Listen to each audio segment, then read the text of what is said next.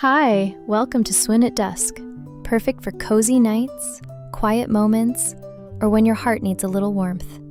I am Brittany, and I hope you'll love tonight's story.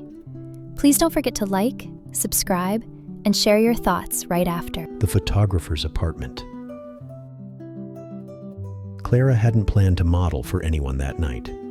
She had come only to retrieve a scarf, simple, silk, and deep wine red, that she'd accidentally left behind after a gallery opening a few nights prior. Julian, the enigmatic photographer with the smoky voice and the always curious eyes, had texted her earlier. "I found something of yours. Swing by anytime." She almost didn't, but something about the way his words lingered in her mind made her pull on a coat and head downtown as twilight bled into evening. The apartment was just as she remembered. Industrial beams stretched across high ceilings, tall warehouse windows gulping down the last hues of golden hour. The scent of dark coffee, paint, and something faintly spiced clung to the air. Cameras and lenses littered the counters like totems of obsession.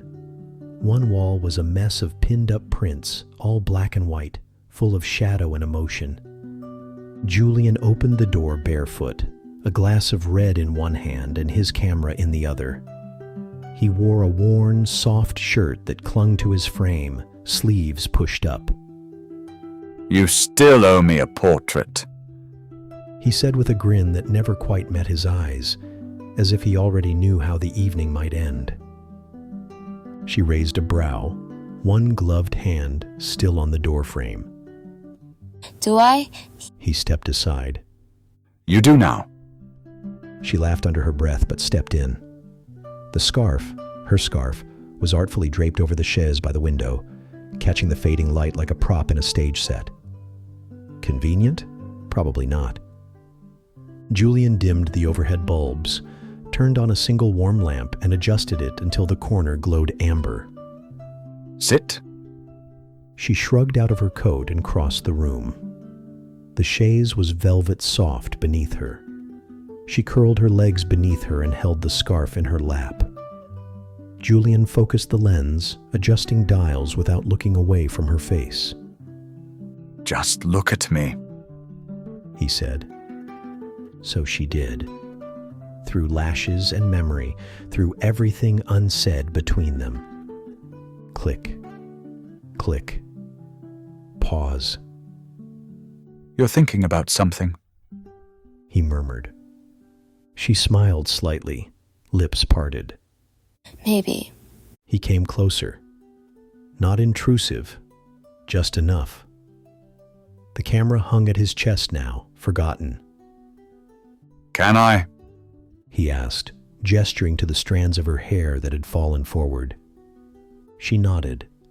His fingers brushed her collarbone as he tucked her hair back. The scarf slipped. Her breath caught, not from the movement but from the shift in energy. Sudden, slow burning. He didn't take another photo. He kissed her instead. It was deliberate, warm, the kind of kiss that unfolds with curiosity and deep hunger. He tasted of wine and unsaid things. She responded with fire, wrapping the scarf around the back of his neck, drawing him down. Their kiss deepened, slow at first, then charged. Her blouse came undone with a whisper of fingers.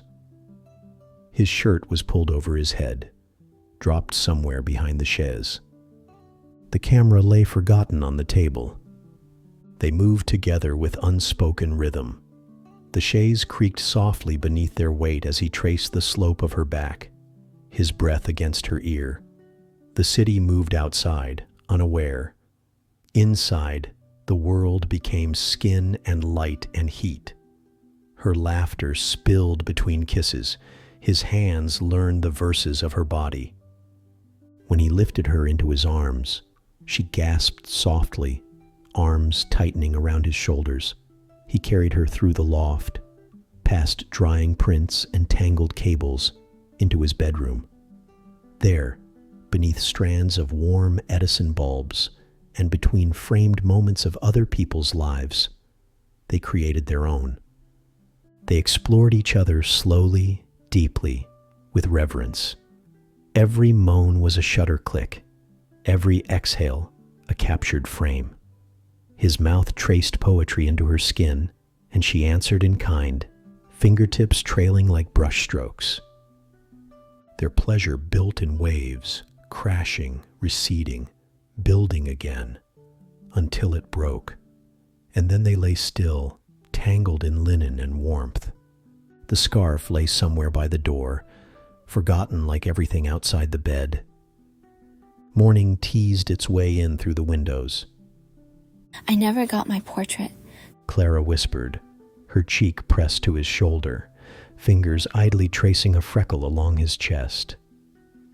Julian turned toward her, eyes sleep-heavy and soft.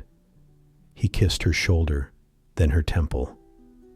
No, He murmured. but I got something better.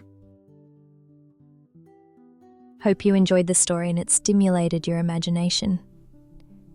We have more stories to come and look forward to hearing from you. Please like, subscribe, and leave us a comment.